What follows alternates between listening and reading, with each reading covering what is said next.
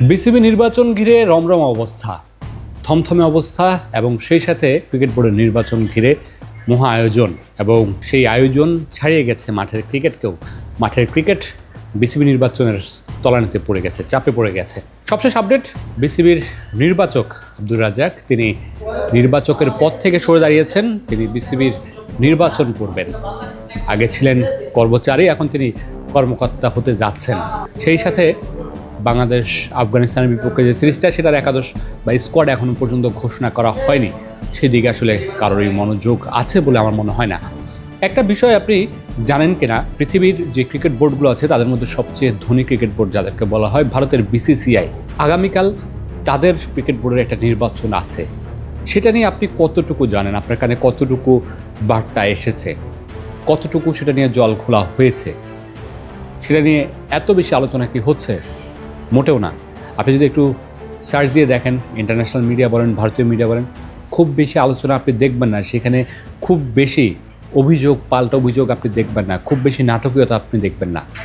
কালকে একটা এজিএম আছে, সাধারণ এজিএম হবে। এজিএমের পরে হয়তোবা এটা ভোটাভুটি হবে। কালকেই হয়তোবা বিসিসিআইয়ের পরবর্তী সভাপতি কে হচ্ছেন সেটা আগামীকালকে হয়তোবা জানা যাবে। ঠিক তার বিপরীত হচ্ছে বাংলাদেশ ক্রিকেট বোর্ড, বাংলাদেশের ক্রিকেটের নির্বাচন।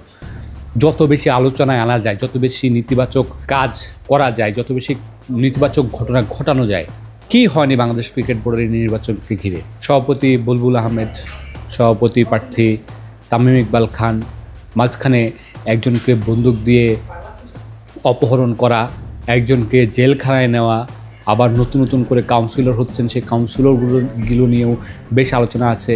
ক্রিকেটারদের সামাজিক যোগাযোগ মাধ্যমে স্ট্যাটাস, পৃথিবীর আর কোথাও ক্রিকেটাররা যে বোর্ডে আপনি যে বোর্ডের হয়ে কাজ করেন, যে বোর্ডের হয়ে আপনি খেলেন, সেই বোর্ডের বিরুদ্ধে আপনি ফেসবুকে স্ট্যাটাস দিচ্ছেন, কোড অফ কন্ট্যাক্ট যেটা থাকে সেটার বিরুদ্ধে গিয়ে।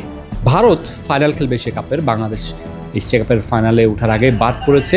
এটাই বোধহয় অন্যতম উদাহরণ যে একটা শৃঙ্খল বোর্ড সবসময় ভালো করবে, ইন্টারন্যাশনালি ভালো করবে। আর একটা অগোছালো বোর্ড কখনোই ভালো করতে পারবে না। অগোছালো বোর্ডের ক্রিকেটাররা ভালো করতে পারবে না, কারণ সেখানে কোনো নিয়মকানুন নেই, কোনো শৃঙ্খলা নেই। সেখানে শুধু গলাবাজি চলে। একজন আরেকজনকে কীভাবে দমিয়ে রাখতে পারবে সেই কাজটা চলে, একজন আরেকজনের উপরে কীভাবে উঠতে পারবে সেই কাজটা চলে, যেখানে ক্রিকেট নিয়ে কোনো ভাবনা নেই। যদিও গত 3 মাসে আমরা আমিনুল ইসলাম বুলবুলের মাধ্যমে বেশ কিছু কাজ দেখেছি। সামনে যে সভাপতি আসবেন তিনি কি সেই কাজগুলো করবেন বা আগের বোর্ডের মতো চলবেন, সেটা এখন দেখার বিষয়। নিশ্চয়ই বিসিসিআই থেকেও বাংলাদেশ ক্রিকেট বোর্ড ন্যূনতম শিক্ষা হলেও নিতে পারে। যদি ক্রিকেটকে ভালো রাখতে চান, ক্রিকেটের ভালো চান, নিশ্চয়ই ভালো শিক্ষাটা নিতে হবে আপনাকে। এবং বাংলাদেশ ক্রিকেটের যদি উন্নতি চান, বড় মঞ্চে বাংলাদেশ ক্রিকেট ভালো কিছু করুক সেটা চান, তাহলে নিশ্চিতভাবেই বাংলাদেশ ক্রিকেট বোর্ডকে নতুনভাবে চিন্তা করতে হবে। এই যে নির্বাচন খেলা এবং সেখানে এত আলোচনা সমালোচনা বিতর্ক, সবার ঊর্ধ্বে উঠতে হবে। Mamunur Rashid, star news, Dubai, সংযুক্ত আরব আমিরাত।